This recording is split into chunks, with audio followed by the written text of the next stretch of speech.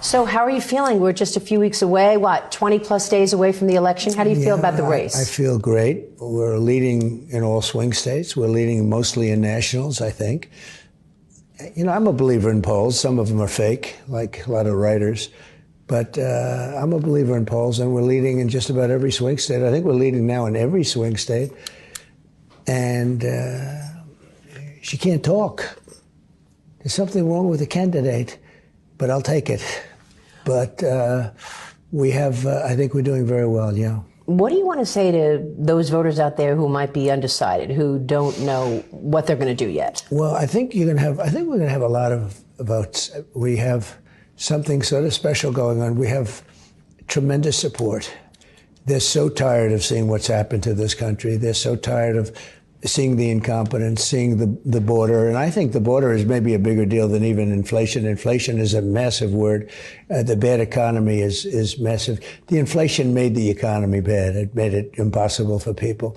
But I almost think that when they see millions of people coming into our country, 13,099 murderers, many of them murdered more than one person. When they see that, I actually think I think the border is a bigger issue than even the economy. Those are the two big issues. It's had such an impact, the open border. And the other issue that's really big, I think, is how badly they've done with North Carolina, parts of Georgia. When you look at what's happened, and Florida, we'll see what's happening there. I think we got a little bit lucky in the sense that it was bad, but it wasn't as bad as they thought. And a lot of governors have done a good job, but the response from the White House has been absolutely terrible. Her response has been terrible. So bad that they didn't even want, I see Ron didn't want her in Florida, said, just don't even come here. So I think we're doing really well, you know. And, of course, President Biden is blaming you for this bad response to these hurricanes, and the White House is calling it all misinformation. They blame me for everything, and it's okay. When you look at our numbers, when you look at our economy, when you look at our job numbers, every single chart that you put up, we beat them by numbers that nobody's ever seen. We had the best economy in history. We had the best job numbers in history, and we had the best border in history. We rebuilt the military, and then he gave away a lot of it to the Afghans. If he gave it to, the Taliban, I think in the most embarrassing moment in the history of our country. And then when you think about it, I think Putin really just said, hey, this is a good time because these people are incompetent. Putin would never have gone into Ukraine.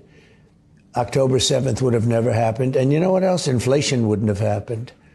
Do you believe that they used money from FEMA and gave it to the illegal immigrants? Because the White House is saying that was misinformation as well. No, it came out from there, and everybody knew it, and it was released from them. Then all of a sudden, a week later, they come out with a different scenario. And they have so many different pots of money. They just, it just melds. Nobody knows it. Nobody has any idea. That group has no idea what's happening. Look, it's the worst president and the worst vice president in the history of our country. They're horrible. And he can't stand her for one simple reason. She overthrew him. But she didn't do it. The party did. Call it the deep state, whatever it is, but the party did it. And it was really a coup. And he is a very angry guy, and actually I think he looks better now because now we're comparing him to her. And for the first time, he looks a little bit better, but he's a very angry guy. Look, he got 14, I'm not a fan, but he got 14 million votes. She got no votes. She never made it to Iowa. She was the first one out of 22 people running. She was the first one to drop out. We seem to be up in the swing states in every one of them. And it doesn't matter. Look, I've worked 32 days in a row. And we have another 25, and I intend to work every one of them. I'm not going to take days off. Let's take a little vacation, everybody, right? We're running to save our country, so we're not going to be taking any vacation. We had such a day a little while ago in Butler. You saw that we had 101,000 people show up. 101,000 people. A tribute to Corey, the firefighter, and a tribute to a lot of things.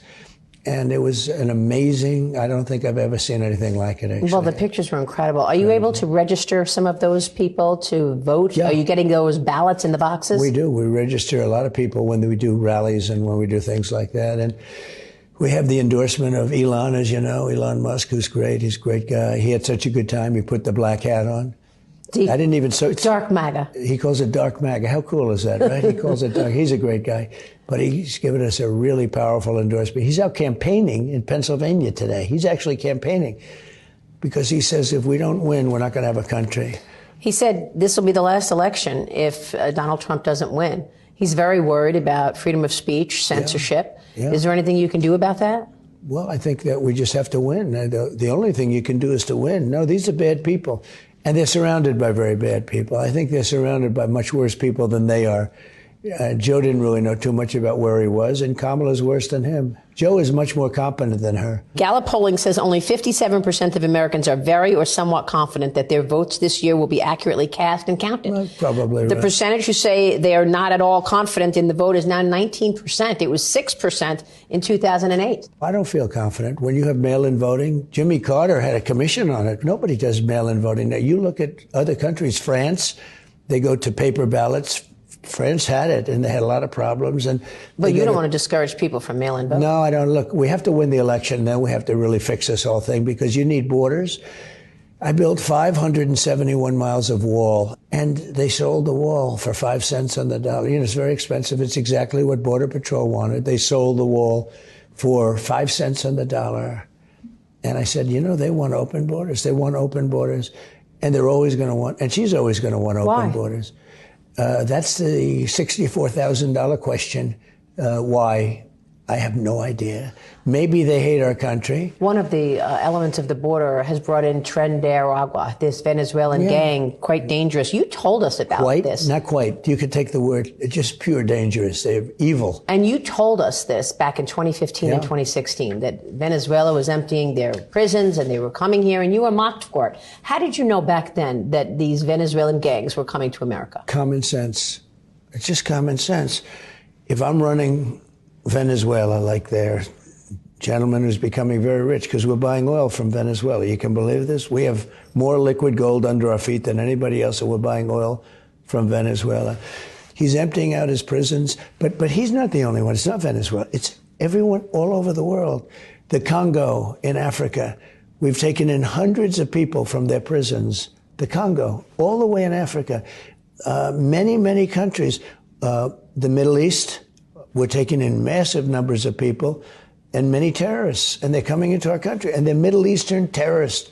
And from Asia, we're taking in, and a lot from South America. There was an Afghan refugee charged with plotting U.S. Election Day massacre. Nothing surprises me. What about that, though? Are you expecting chaos on Election Day? No, I don't think so. Not from the side that votes for Trump. But I'm just wondering if these outside agitators will start up on Election Day. Let's say you win. I mean, let's remember, you've got 50,000 Chinese nationals in this country in the last couple of years. Yeah. You've got people on the terrorist watch list, 350 in the last couple of years. You've got, like you said, 13,000 murderers and 15,000 rapists. Right. What are you expecting? Joe Biden said he doesn't think it's going to be a peaceful Election Day. Well, he doesn't have any idea what's happening in all fairness. He spends most of his day sleeping.